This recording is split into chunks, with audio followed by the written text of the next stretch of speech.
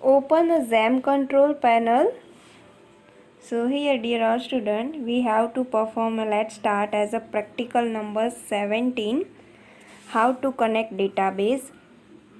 So here you have to first of all open a XAMPP control panel. v3.2.1 is nothing but our XAMPP control panel version. So here you can see first of all opening the C drive, XAMPP folder, and at last one open the XAMPP control. So dear all student, here you can see here the pop-up box. Apache is a stop, but MySQL here now start. So now close it, minimize, and write down here XAMPP XAMPP. So open the XAMPP control panel for the first of all Bitnami for XAMPP control.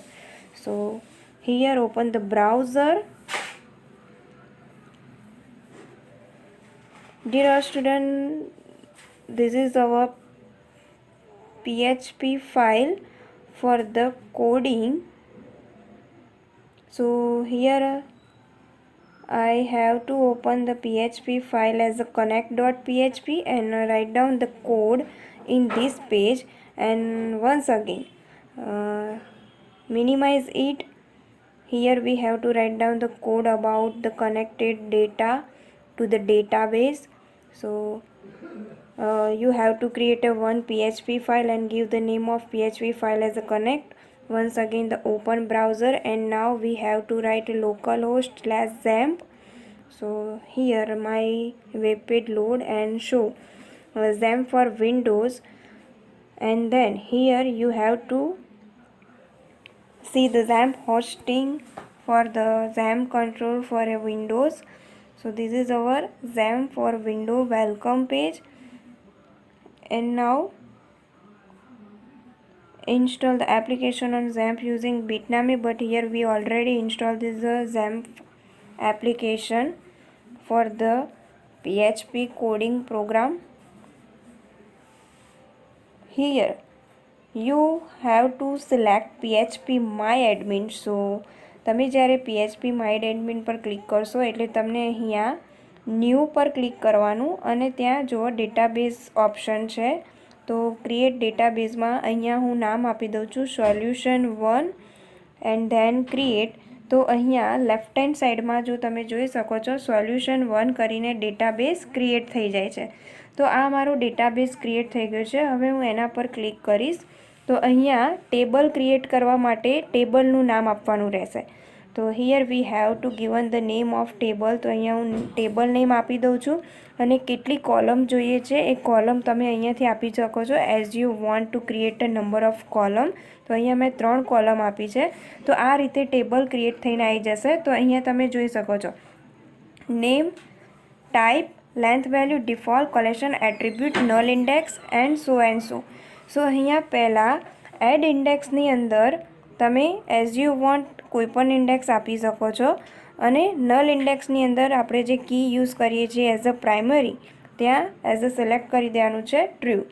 દેન અહીંયા name આપ્યું છે મેં ID, second આપું છું name, and then એની data type આપી દઈએ છીએ varchar. Varchar is nothing but a string.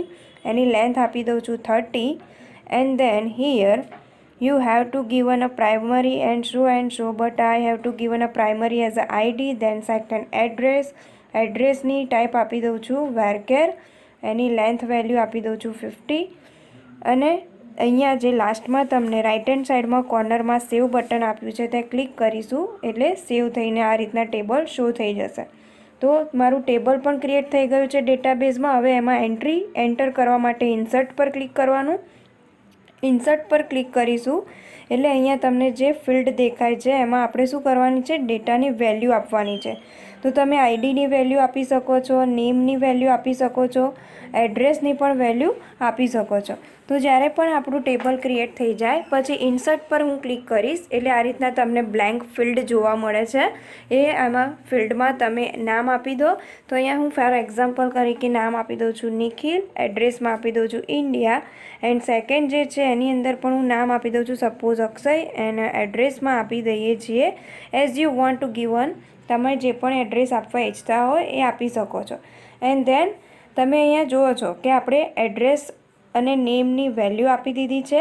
અને ત્યાંથી પછી બેક સાઈડની અંદર જોવા જઈએ તો જો 2 રો ઇન્સર્ટેડ, તો 2 રો આપણી સક્સેસફુલી ઇન્સર્ટ થઈ ગઈ છે. તો આ રીતના તમે ઓપ્શનમાં જોઈ શકો, એમાંથી તમે એડિટ, કોપી પણ કરી શકો, ડિલીટ પણ કરી શકો. તો આ આપણો ડેટાબેઝનો પોર્શન થયો. હવે એને આપણે એઝ અ લોકલ હોસ્ટને ડેટા કનેક્ટ કરવા હોય યુઝિંગ ધ ડેટાબેઝ, તો હવે એના માટે હું અહીંયા એક વેરિયેબલ ક્રિએટ કરી દઉં છું. db host is equals to given in a quotation, single quotation, local host. તો પહેલાં આપણે કોડિંગમાં આ રીતે લોકલ હોસ્ટ આપી દેવાનું વેરિયેબલ ક્રિએટ કરીને, અને ધેન સેકન્ડ વેરિયેબલ ક્રિએટ કર્યા બાદ એમાં પણ હું આપી દઉં છું જેને આપણે કનેક્ટ કરવાનું છે. તો કનેક્ટ કરવા માટે રૂટ જોઈએ છે. તો એઝ અ બ્રાઉઝ તરીકે પાથમાં આપી દેવાનું રૂટ. ધેન પાસવર્ડ આપી દઈએ. યુઝર નેમમાં મેં રૂટ આપ્યું છે. હવે પાસવર્ડમાં આપી દઈએ કોઈ પણ એક પાસવર્ડ. તો અહીંયા પાસવર્ડમાં પણ હું આપી દઉં છું રૂટ. પહેલાં આપણે શું કર્યું, ડીબી હોસ્ટ વેરિયેબલ લીધો જેમાં આપણે લોકલ હોસ્ટ આપ્યું, યુઝર નેમ વેરિયેબલ લીધો જેમાં રૂટ વેલ્યુ આપી, અને પાસવર્ડ લીધો જેમાં પણ આપણે રૂટ પાસવર્ડ આપ્યું. અહીંયા આટલું કમ્પ્લીટ કર્યા બાદ હવે તમારે માય એસક્યુએલ, જે આપણે થિયોરી બેઝ લેક્ચરની અંદર સ્ટડી કર્યા હતો કે ડેટાબેઝને કનેક્ટ કરવા માટે આપણે શેનો યુઝ કરવાનો છે, માય એસક્યુએલ કનેક્ટ ફંક્શનનો. તો હવે હું અહીંયા ફંક્શન યુઝ કરું છું માય એસક્યુએલ કનેક્ટ, જેને આપણે લોકલ હોસ્ટ સાથે કનેક્ટ કરવાનું છે. તો લોકલ હોસ્ટ આપણે કયા વેરિયેબલમાં અસાઇન કર્યું છે, ડીબી હોસ્ટમાં. તો અહીંયા હું પેરેન્થેસિસની અંદર શું આપી દઈશ, ડીબી હોસ્ટ, જ્યાં આપણે લોકલ હોસ્ટને એટેચ કરવાની છે. So here local host give the name as a DB host. તો MySQL connect function is used for connect to data with database, જેને અહીંયા હવે આપણે કોમા કરીને ઇન્ટુ ડબલ કોટેશનની અંદર યુઝર નેમ, તો યુઝર નેમ માટેનું જે છે એને પણ આપી દેવાનું છે વિથ ડોલર સાઇન સાથે, અને પાસવર્ડ જે છે એને પણ આપી દેવાનું છે વિથ ડોલર સાઇન સાથે. સો આટલું કમ્પ્લીટ થઈ ગયા બાદ માય એસક્યુએલ કનેક્ટ ફંક્શન છે એનું વર્કિંગ કમ્પ્લીટ થઈ જશે, અને આપણો ડેટાબેઝ જો સક્સેસફુલી કનેક્ટ થઈ જાય તો એનો મેસેજ એટ રન ટાઈમે ઇટ મીન્સ શો થઈ જાય. એટલા માટે આપણે ઇકો સ્ટેટમેન્ટ આપી દઈશું connected. So if our data successfully connected with database then give the message at run time connected. તો અહીંયા હવે આપણે રન કરીએ. તમે બ્રાઉઝરને ઓપન કરો, ફોલ્ડર નેમ આપો, તમારી ફાઇલ નેમ આપો, અને ધેન રન ધ પ્રોગ્રામ. તો અહીંયા હવે મારો પ્રોગ્રામ રન થાય છે.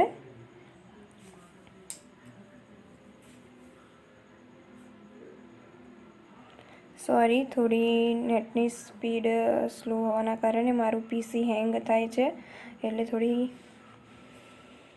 વેબસાઇટ લોડ લે છે.